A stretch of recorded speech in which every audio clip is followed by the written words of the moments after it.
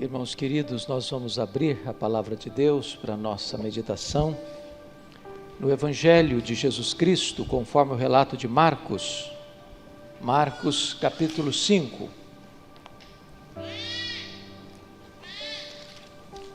Marcos capítulo 5,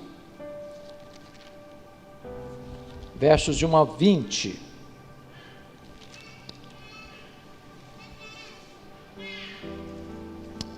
Marcos 5, de 1 a 20.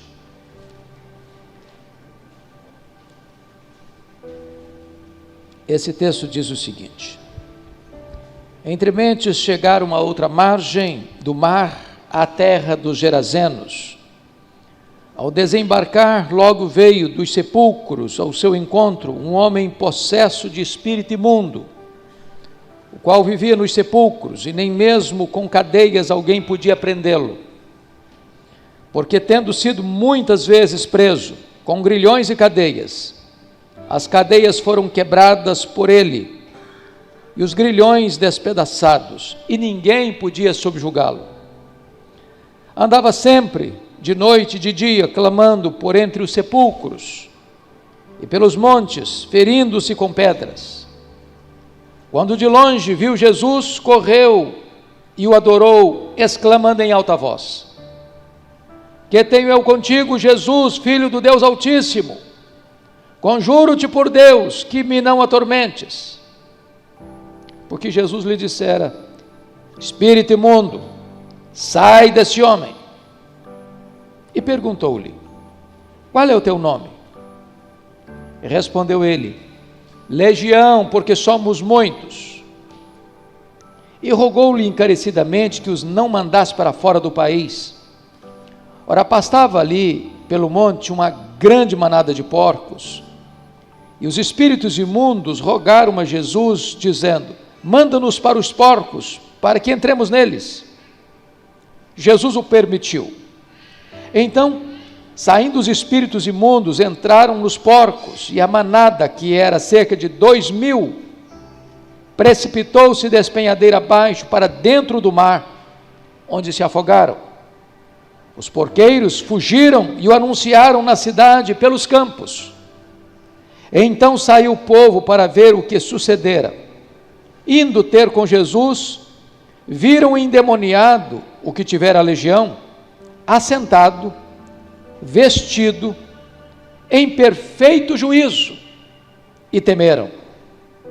Os que haviam presenciado os fatos contaram-lhes o que acontecera ao endemoniado e acerca dos porcos, e entraram a rogar-lhe que se retirasse da terra deles.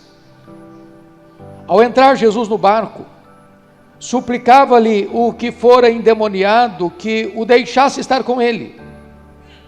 Jesus, porém, não lhe o permitiu, mas ordenou-lhe: Vai para a tua casa, para os teus, anuncia-lhes tudo o que o Senhor te fez, e como teve compaixão de ti.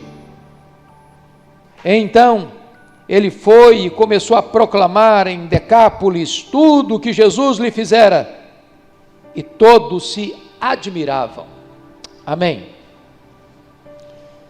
Irmãos, eu quero pensar com vocês sobre o tema: o poder libertador de Jesus. Jesus acabara de enfrentar a fúria do mar da Galileia, e agora vai enfrentar a fúria desse homem possesso. Jesus sai de um mar agitado para enfrentar um homem agitado. Tanto o mar quanto o homem eram indomáveis por forças humanas, mas Jesus subjugou a ambos. Era noite, e diz a Escritura que depois que Jesus acalma aquela tempestade, ele atravessa o mar. E vocês sabem que o mar da Galileia não é um mar de águas salgadas, é um lago de águas doces, maior reservatório de águas doces do Oriente Médio, com 21 quilômetros de comprimento por 14 quilômetros de largura. E então Jesus desembarca do lado oriental do lago. Nós chamamos hoje as montanhas de Golã. Era um território gentílico. Ali se cultivavam e criavam-se porcos, que para os judeus era um animal imundo. Toda aquela região, macro-região, formava o que nós chamamos de Decápolis, 10 cidades gentílicas. E propositadamente, Jesus desembarca no sopé desta montanha, nesse território gentílico, num lugar escarpado, um despenhadeiro, e diz a Bíblia que ali havia um cemitério, muitos sepulcros, e naquela noite havia um homem, diz a Bíblia que há muito tempo que não se vestia, estava nu, furioso, violento, com a sua mente completamente adoecida, gritando de dia e de noite, atormentado, desequilibrado. E diz a Escritura que as pessoas tinham medo de passar por ali. E quando aquele homem vê Jesus entrando, desembarcando, ele corre, se prostra, adora Jesus e pergunta: por que vieste atormentar-me antes do tempo? Não me manda para fora do país, manda-me para essas manadas de porcos. E Jesus pergunta para ele: mas qual é o teu nome? E ele responde: Legião, porque somos muitos. E então Jesus o liberta, Jesus o salva, e Jesus o comissiona às 10 cidades gentílicas como missionário. Este foi o investimento que Jesus fez na vida desse homem. Liberta-o, cura-o, salva-o, transforma-o e instrumentaliza-o. Mas quando você vai ver a obra de Satanás na vida desse homem, é devastadora, devastadora. Este homem perdeu a família, este homem perdeu a liberdade, este homem era um foragido da justiça. Vocês notam que ele várias vezes foi preso, colocado em cadeias, algemado, mas ele era um foragido, ninguém conseguia segurá-lo, detê-lo, mantê-lo sob grades e sob algemas. Quando Jesus olha para esse homem, ele já tinha perdido sua família, sua liberdade, sua decência, sua saúde física, sua saúde mental, sua dignidade, sua paz. Ele era um espectro humano, um aborto vivo, um espantalho dos vivos, vivendo entre os mortos. Você nota comigo, no versículo de número 9, perguntou-lhe: qual é o teu nome? Respondeu ele: Legião é o meu nome, porque somos muitos. Acho que todos vocês sabem que legião é uma corporação romana de 6.000 soldados, mas não é só isso não. A legião era, na verdade, o exército mais temido de Roma. A legião era o exército de invasão, de crueldade e de destruição. A legião romana, ela era composta de infantaria e de cavalaria. Numa legião romana havia flecheiros, estrategistas, combatentes, incendiários, que manejavam a espada. Onde passava uma legião romana, deixava para trás um rastro de morte e de destruição. A legião romana era a máquina mais temida e poderosa da época para devastar, para matar e para destruir. Se vocês perceberem, as legiões romanas formavam uma espécie de braço de ferro que Roma havia usado para subjugar o mundo. E quando Jesus pergunta para esse homem qual é o teu nome, ele responde legião. Certamente na mente dele vinha todo esse legado, toda essa verdade, todos esses fatos. Havia um poder de destruição descomunal dentro daquele homem, transformando a vida dele num verdadeiro inferno existencial. Eu queria olhar aqui, então, que duas alternativas tentaram controlar este homem, mas não puderam. Primeiramente, certamente, a sua família, as pessoas, a sociedade, Satanás. O que tentaram fazer por esse homem? Veja bem, irmãos, vamos olhar aqui o que Satanás fez na vida desse homem. Confira comigo o capítulo 5, versículo 2, por gentileza.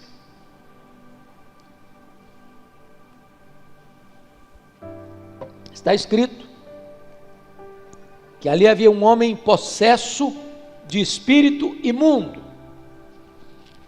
Agora você olha no verso 9, perguntou-lhe qual é o teu nome, e respondeu ele, legião é o meu nome, porque somos muitos. Então a primeira coisa que você vai entender aqui de uma pessoa possessa, é que possessão não é um mito. Possessão demoníaca é um fato, triste, mas é um fato. Como é que você identifica uma pessoa possessa? À luz desse texto, em primeiro lugar, é uma pessoa que tem dentro de si uma entidade maligna. Quando Jesus pergunta qual é o teu nome, ele não responde João, Antônio, Pedro, André. Ele responde legião, porque somos muitos. A pessoa não está mais no controle da sua personalidade, ela não está mais no domínio da sua vida, ela é controlada, ela é um cavalo, ela é um aparelho, ela é dominada por esses demônios. Segundo lugar, é uma pessoa que manifesta uma força descomunal. Você nota no versículo 3 comigo, o qual vivia nos sepulcros e nem mesmo com cadeias alguém podia prendê-lo. Verso 4, porque tendo sido muitas vezes preso, ele era preso, saía da cadeia, era capturado de novo, saía de novo, era capturado outra vez, saía novamente, ele era um foragido da justiça. As cadeias foram quebradas por ele, e os grilhões despedaçados, e ninguém podia subjugá-lo. Havia uma força descomunal.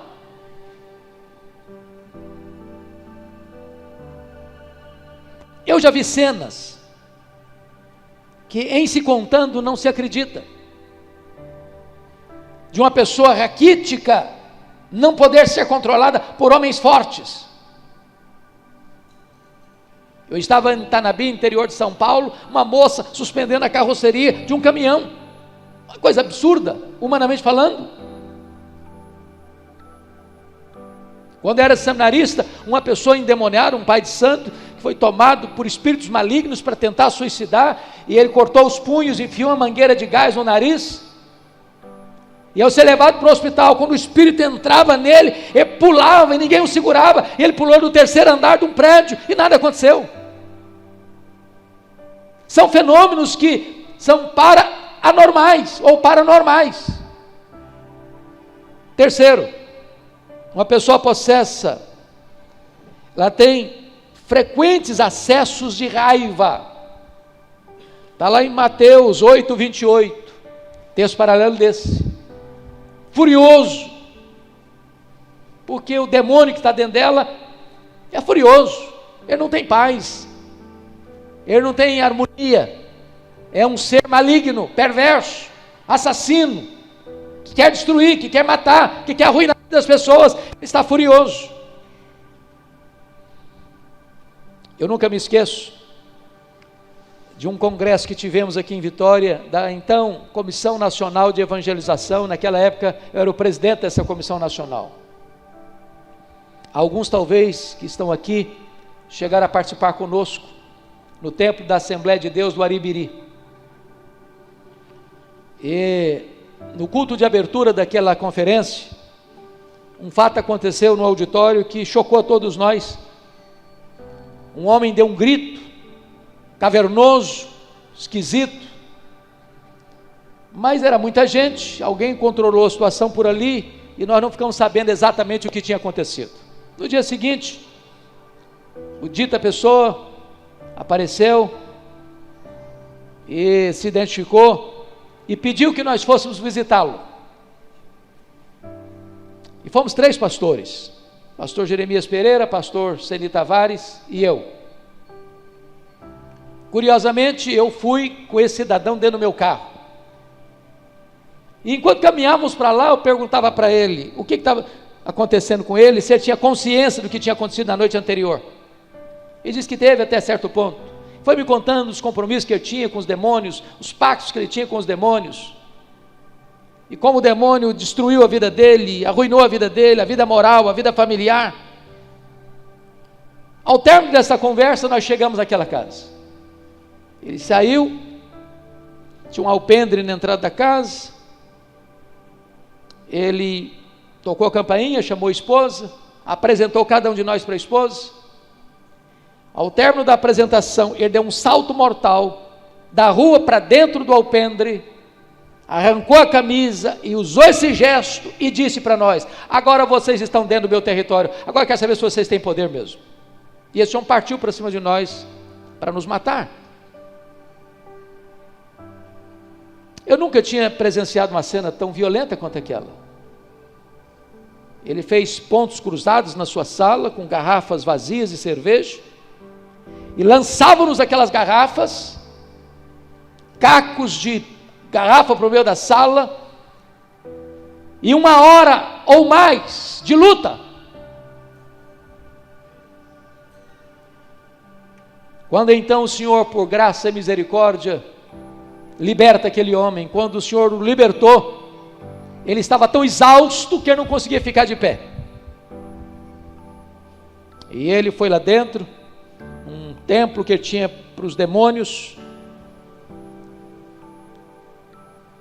e trouxe todo aquele aparato de macumbaria, de feitiçaria, e me disse: a minha filha esta semana pegou o revólver para me matar.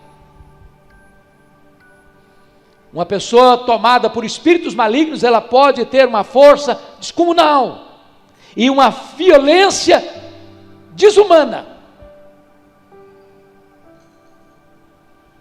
Mas mais do que isso, irmãos, uma pessoa, quando ela está tomada por espíritos malignos, ela perde o amor próprio. Você nota comigo no verso 5, aliás no verso 3, diz que ele quebrava as cadeias, ele vivia nos sepulcros, e nem mesmo com cadeias alguém podia prendê-lo. E diz o verso 5, que andava sempre de noite e de dia, clamando por entre os sepulcros, e pelos montes ferindo-se com pedras. Ele é o seu maior inimigo, ele destrói a si mesmo, ele não tem amor próprio, ele não tem aquilo que é defesa própria. Uma pessoa no seu siso, ela se cuida, ela não se destrói. Assim estava este homem, quando Jesus o libertou. Não tinha ele mais pudor, não tinha ele mais senso crítico, não tinha ele mais senso de proteção, ele queria destruir a si mesmo. Mas vejam vocês, finalmente, que o texto nos revela que quando Jesus entra, e não consta o texto bíblico que Jesus já tivera ali outrora, ao vê-lo, quando Jesus entra, ele corre, desce aquelas montanhas, vai até a beira do lago, se prostra diante de Jesus, afirma que Jesus é o Filho do Deus vivo, reconhece que Jesus é o libertador dos homens e o atormentador dos demônios. E é curioso isso, que Jesus liberta os cativos, mas atormenta os demônios. É o aliviador dos homens e o atormentador dos demônios. E é curioso que esse homem endemoniado, que esses demônios dentro dele, tem uma teologia mais ortodoxa do que a maioria dos teólogos liberais. Reconhece que Jesus é o Filho de Deus, reconhece que Jesus tem todo o poder, reconhece que tem penalidades eternas. Não nos mandes para o abismo.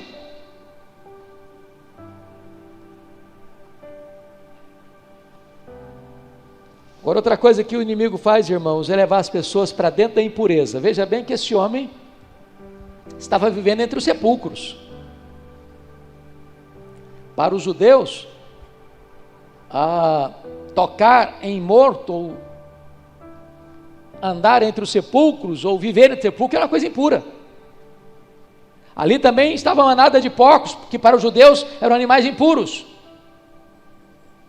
E aqui tem para nós uma lição: quando o diabo entra na vida de uma pessoa, quando os demônios entram na vida de uma pessoa, leva essa pessoa para a impureza, só sujeira, é só porcaria, é só coisa que não presta. Uma pessoa que está governada por espíritos malignos, ele só entra em sujeira, é como barata, você viu, tem sujeira.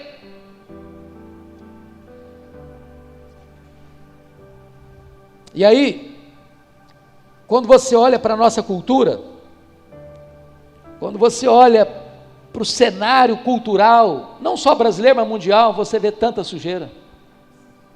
Aquilo que os homens aplaudem, via de regra, sujeira.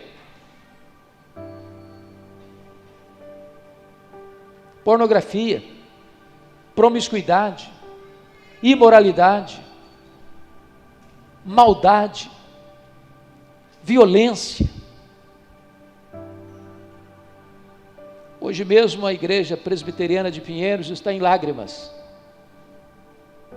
Um jovem querido da nossa igreja, filho de um diácono muito amado da igreja, foi assaltado, e a pessoa, além de pegar o que ele tinha, deu um tiro na cabeça dele, e ele veio a óbito agora à noite, comecinho da noite. Onde o diabo entra, ele só faz estrago. Ele veio para roubar, matar e destruir. Torna as pessoas violentas. O versículo 4 nos mostra isso. Ninguém podia subjugá-lo. E é isso, irmãos, que o diabo faz com o homem, com a família, com a sociedade. Ele é o príncipe das trevas, ele é o Deus desse século. O mundo está posto no maligno. Ele é o espírito que atua nos filhos da desobediência, torna as pessoas terroristas, torna as pessoas vândalas, torna as pessoas incendiárias, depredadoras, destruidoras. Isso é a obra dele, essa é a assinatura dele. Mas mais do que isso, olha comigo ainda, por gentileza, que Satanás vem para atormentar as pessoas. Versículo 5 diz que andava sempre, preste atenção no sempre, de noite e de dia, sempre, clamando por entre os sepulcros, sempre, ferindo-se com pedras, sempre. Essa é a ideia aqui. Uma pessoa desesperada, sem paz, sem harmonia, sem sossego, sem um momento de descanso, sem paz na mente, sem paz na alma, sem paz no coração. Você olha para o cenário, irmãos, da sociedade hoje, é isso que você vê: uma sociedade atormentada, acuada, completamente debaixo do chicote do diabo. Agora, o que a sociedade pode fazer por esse homem? Sociedade organizada. Vamos olhar.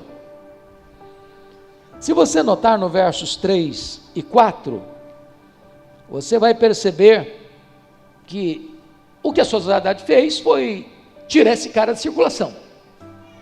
Como assim? Com cadeias,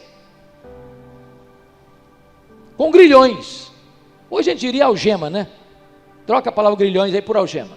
Bota o cara na cadeia, taca uma algema nele, tiram de circulação. Embora esse aparato da segurança pública é totalmente necessário e absolutamente necessário, você e eu sabemos que não resolve o problema. Estatisticamente, 70% das pessoas que passam por uma prisão, ao saírem de lá, reincidem no crime. Muitas vezes saem de lá mais adestradas no crime. Mas tudo que a sociedade podia fazer para esse indivíduo era tirá-lo de circulação, mais nada.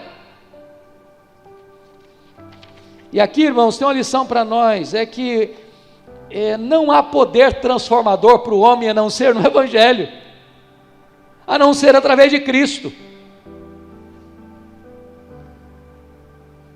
O pai do positivismo, Augusto Comte, chegou a pensar que o problema do ser humano era ignorância. Se dessemos instrução, estaria tudo resolvido. E não é verdade. Tem muitas pessoas que têm muito conhecimento, muita cultura e são corruptos, são violentos, são maus, são mentirosos, são perversos, são assassinos. Não basta só informação, é preciso transformação.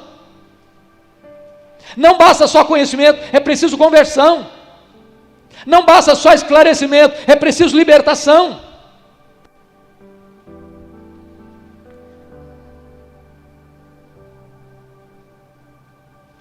Agora, o que a sociedade fez mais? A sociedade valorizou mais porcos do que gente. Quando a cidade foi informada do que havia acontecido com esse homem, se você ler Mateus e Lucas, a cidade inteira saiu para ver a cena. Contaram para eles, olha o que aconteceu. Quando chegaram, viram o homem sentado, vestido, em são juízo.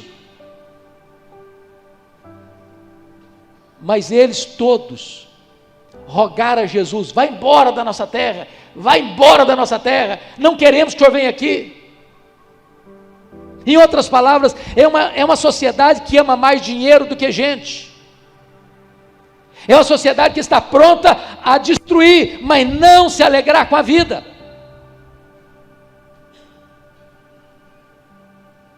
Agora, dito isso, irmãos, eu gostaria que nós olhássemos o que Jesus fez por esse homem. É o poder libertador de Jesus, é o poder do Evangelho. Irmãos, não tenhamos dúvidas, a solução para o ser humano não está em decretos, não está em leis, não está em regras humanas. A solução para o homem, a solução para a família, a solução para os filhos, a solução para os pais, a solução para o ser humano está no Evangelho do Senhor Jesus Cristo. Não tem outra saída. A primeira coisa que Jesus Cristo fez, irmãos, na vida desse homem, foi libertá-lo do poder dos demônios. Porque se até então aquele homem era tomado por esta legião, e ao ser tomado, ele era indomável, ao ser tomado ele era um problema, ao ser tomado ele era temido, ao ser tomado ele era indomável, incontrolável. Se ao ser tomado ele era um espectro humano, agora Jesus chega, e Jesus não conversa, não dá papo, não dialoga com os demônios, ele só pergunta para o homem, qual é o teu nome? E quando os demônios respondem pelo homem, somos muitos, somos uma legião, Jesus o liberta imediatamente. Daqui a pouco eu vou dizer por que Jesus atendeu o pedido dos demônios, porque é muito curioso isso, mas eu vou deixar para o final da mensagem. Porque demônio não ora, mas demônio pede. E se vocês notaram, os demônios fizeram alguns pedidos. Primeiro, não nos atormentes. Segundo, não nos mandes para o abismo. Terceiro, não nos mandes para fora do país. Quarto, mande-nos para esta manada de porcos. Tinham 2.000 porcos pastando na região.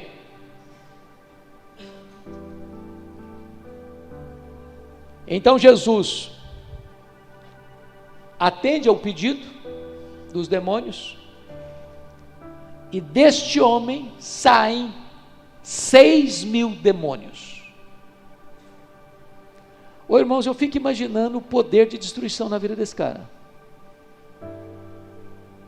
Quantas pessoas que estão aí, a justiça tentando resolver, não consegue resolver, e por trás de tantas pessoas atormentadas, violentas, existem demônios,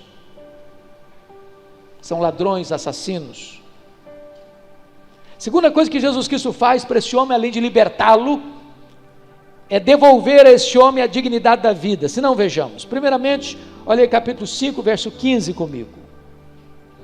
Indo ter com Jesus, viram o endemoniado, o que tivera a legião, assentado, vestido, em perfeito juízo. A primeira coisa é que este homem está assentado aos pés de Jesus.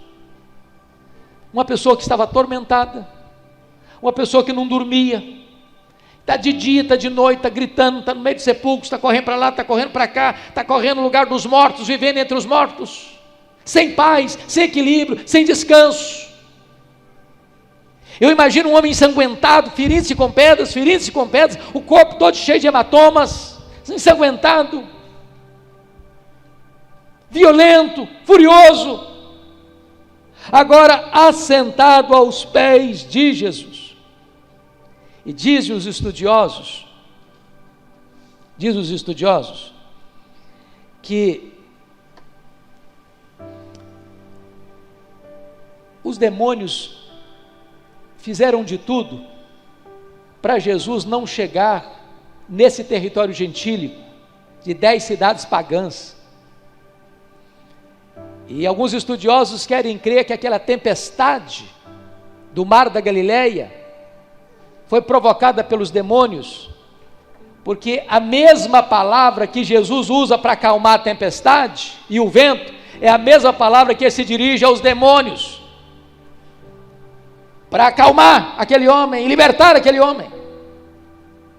Eu não posso afirmar categoricamente que esta tese seja a tese verdadeira, mas o certo é que o Senhor Jesus Cristo deliberadamente desembarca numa região que não era comum desembarcar, numa região gentílica, pagã, depois de uma tempestade de noite, para ir ao encontro de um homem que tinha sido enjeitado da família, enjeitado da sociedade, um homem que vivia nu, se ferindo, gritando de dia e de noite, entre os sepulcros, para libertá-lo. Sabe por quê? Porque no reino de Deus não tem lata de lixo, não tem ninguém que possa ser carimbado, para esse aqui não tem jeito, para esse aqui não tem solução, para esse aqui não tem mais esperança. Se Jesus entrar na história dele, tem jeito sim, tem libertação sim, tem perdão sim, tem salvação sim, bendito seja Deus.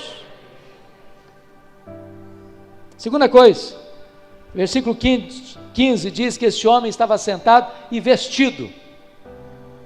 Preste atenção nisso, irmãos. O diabo tem mania de tirar a roupa das pessoas.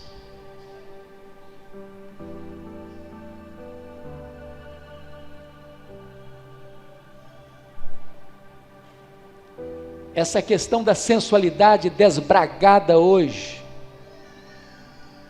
essa questão hoje, entre aspas, no nudismo artístico que inventaram por aí para seduzir as pessoas,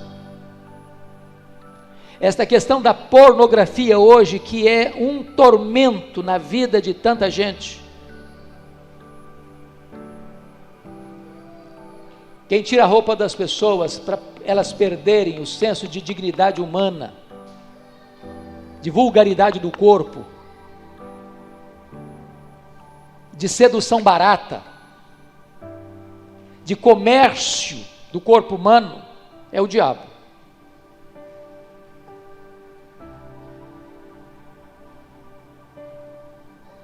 Uma pessoa naquele estado que estava aquele homem nu, ele tinha perdido o pudor, perdido a vergonha, não tinha mais respeito nem por ele nem pelos outros, não tinha mais decência. E quando Jesus entra na vida de uma pessoa, ela passa a ter dignidade, passa a ter amor próprio, passa a valorizar o seu corpo, passa a ter dignidade. É isso que Jesus faz na vida de uma pessoa. Mas em terceiro lugar, o que Jesus fez? Jesus deu para ele sanidade mental. Versículo 15 nos informa ainda, olha comigo por gentileza, ele estava em quê? Em perfeito juízo. Um homem desequilibrado, violento, a família enjeitou, a sociedade com todo o seu aparato militar, não conseguiu resolver. Aí tem um encontro com Cristo, Jesus o liberta, esse homem está em perfeito juízo, sem sequela. É isso que Jesus Cristo faz. Ele pega um homem assassino como Saulo de Tarso e faz dele um missionário. Ele pega um homem devasso como Agostinho de Hipona e faz dele o maior pai da igreja dos primeiros séculos do cristianismo. Mas em terceiro lugar, Jesus dá a esse homem uma gloriosa missão. Por favor, confira comigo, irmãos, os versos 18 a 20, eu peço que você, tendo a Bíblia na versão atualizada, leia comigo, por favor, versos 18 a 20. Vamos juntos? Ao entrar Jesus no barco, suplicava-lhe o que fora endemoniado, que o deixasse estar com ele. Jesus, porém, não lhe o permitiu, mas ordenou-lhe: vai para a tua casa, para os teus, anuncia-lhes tudo o que o Senhor te fez, e como teve compaixão de ti. Então ele foi e começou a proclamar em Decápolis tudo o que Jesus lhe fizera, e todos se admiravam. Bendito seja Deus. Veja comigo o que Jesus Cristo fez com esse homem. E aqui eu quero só pensar com você algumas coisas, porque há nesse texto 3 pedidos bem claros. O primeiro pedido foi o pedido dos demônios. O segundo pedido foi o pedido dos gadarenos. O terceiro pedido foi o pedido deste homem outrora endemoniado, agora liberto. Se você parar para perceber, o pedido dos demônios foram 4.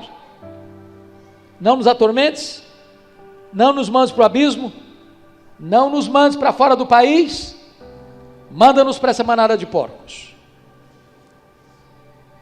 É muito curioso porque que Jesus atendeu os 4 pedidos dos demônios. Por quê? Por quê?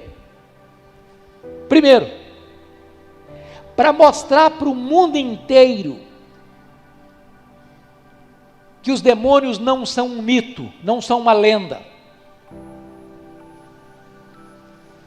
que há pessoas que o problema delas não é problema de saúde física, não. O problema desse homem aqui não era apenas um problema que um bom psiquiatra com um bom remédio resolveria, não. Era demônio.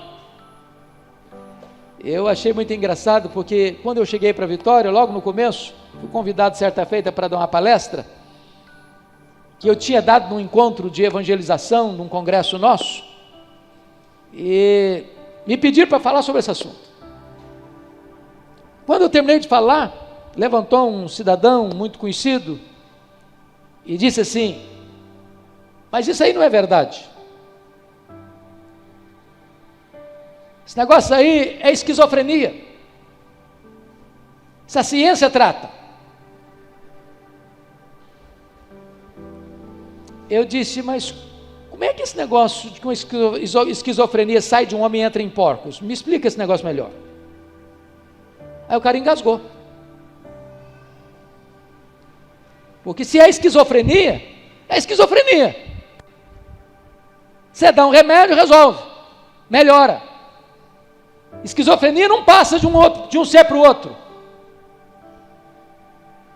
Então Jesus está querendo alertar para nós o seguinte, que o poder que estava dentro daquele homem era capaz de destruir 2.000 porcos. Não é brincadeira não. E a Bíblia diz, não subestime o poder do maligno não. Tem muitas pessoas lidando com libertação espiritual hoje, que olha para o diabo como se fosse uma formiguinha, que você esmaga debaixo dos seus pés. Não é assim não. Não há de cara limpa não. Não zombe não. Você não pode enfrentar esse poder de cara limpa ou sem armadura espiritual. Você precisa ter armas poderosas em Deus para destruir fortalezas e anular sofismas.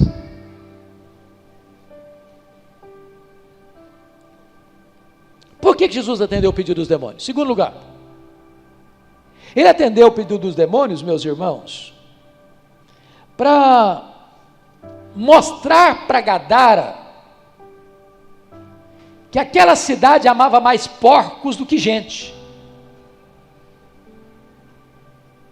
mais dinheiro do que pessoas. E parece-me que a cultura contemporânea não mudou, é essa ainda. É só você olhar o cenário, por exemplo, de políticos poderosos, corruptos, que não tem nenhum temor no coração em surrupiar o erário público e deixar morrer a mim, uma criança ou um velho na porta de um hospital, sem médico, sem medicamento. Isso é a cultura dos gadarenos. Eu gosto mais de dinheiro do que de gente. É por isso que Jesus permitiu, para desmascarar a sociedade materialista que gosta mais de dinheiro, de coisas do que de gente. Terceiro, por que Jesus permitiu atender os demônios? Para ficar claro para o mundo, para a história, para as gerações, que quem tem poder é Jesus. Os demônios ficam se Jesus permitir, os demônios saem se Jesus mandar.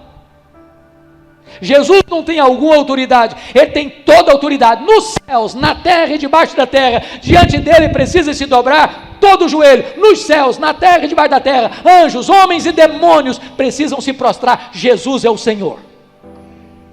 É por isso que ele permitiu. Agora notem vocês que tem um segundo pedido. É o pedido dos gadarenos. Olha comigo o versículo 17. Entraram a rogar-lhe que se retirasse da terra deles. Jesus foi dizer, bom, eu não vou retirar não, essa terra aqui é minha também, foi eu que criei, sou o dono disso aqui. Jesus não fez isso. Quando eles rogaram, a ideia aqui não é de pedir, é de mandar, é da ordem. Jesus entrou no barco e partiu. E partiu.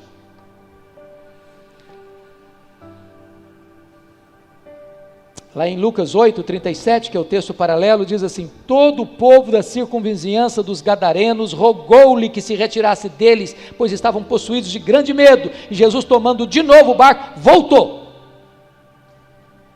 Jesus não constrangeu, Jesus não forçou a permanência dele ali. Sem qualquer questionamento, sem qualquer palavra, Jesus entrou no barco e deixou a terra de Gadara. Agora, preste atenção no que eu vou lhes dizer. A terra de Gadara rejeitou Jesus, mas Jesus não desistiu da terra de Gadara. Antes de sair de lá, enviou um missionário para lá. Isso é maravilhoso. Isso é maravilhoso. Mas agora vem o último pedido. Então Jesus já deferiu o pedido dos demônios e Jesus já também deferiu e atendeu o pedido dos gadarenos. Agora esse homem liberto, curado, vestido, em são juízo, quando vê Jesus embarcando, ele faz um pedido também para Jesus. Versículo 18: suplicava-lhe o que for endemoniado que o deixasse estar com ele.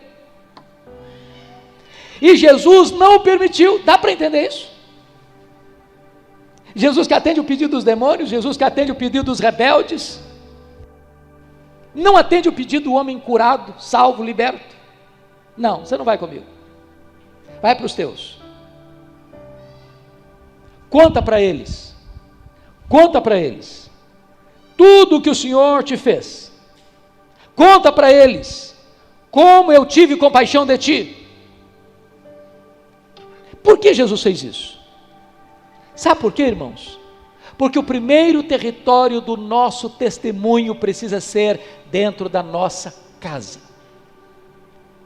Ninguém melhor do que a família daquele homem conhecia a história daquele homem, desde os primeiros momentos, quando aquele homem começou a brincar com o diabo, como aquele homem começou a abrir os flancos da sua alma para os demônios, como aquele homem se tornou um problema para a família, a vergonha da família, o opróbrio da família, quando chegou um dia em que a polícia foi na casa dele para prendê-lo e jogou-lo dentro da cadeia, quando aquele homem rompeu os grilhões e quebrou as algemas, e ele saiu, fugiu, e capturaram de novo, e ele quebrou de novo as algemas, e capturaram outra vez, e ele quebrou de novo as algemas, e ninguém mais podia conversar com aquele homem, ele não vivia mais na sociedade, ele não vivia mais entre pessoas, ele vivia entre os mortos. E agora Jesus vai lá, conta para a sua família, conta para os teus, como o Senhor teve misericórdia de ti, como o Senhor fez bem a ti, como o Senhor despedaçou essas algemas, como o Senhor libertou você desse cativeiro. Conta para eles o que eu fiz na sua vida. E eu termino dizendo a você uma coisa, amado. Sabe por que Jesus não permitiu aquele homem ir com ele? Porque Jesus sabe exatamente qual é o melhor lugar que você deve estar para testemunhar do seu nome. Começaria naquela família, naquelas 10 cidades: Citópolis, Filadélfia, Gerasa, Pela, Damasco, Canata, Dion, Abila, Gadara, Hippo, as 10 cidades gentílicas, pagãs, agora recebem o poder do Evangelho através deste homem. Outrora um problema, agora um missionário e portador de boas novas, de boas notícias. Louvado seja Deus. Então, não carimbe, gente. Aquele que você acha que é o maior problema hoje pode ser a maior solução amanhã, se Jesus entrar na vida dele. O que você e eu precisamos fazer, irmãos, é levar este Evangelho, é contar para as pessoas quem é Jesus, o que ele pode fazer. Há poder no nome de Jesus para libertar os cativos. Jesus veio e se manifestou para destruir as obras do diabo, e ele disse: se o Filho vos libertar, verdadeiramente sereis livres. Ele disse: conhecereis a verdade, e a verdade vos libertará. E a palavra de Deus diz: o Evangelho é o poder de Deus para a salvação de todo aquele que crê. Então que você e eu nos levantemos nesta geração para dizer que só em Jesus há saída para o homem, para a família, para a sociedade, para a nação. Vamos ficar em pé e vamos orar.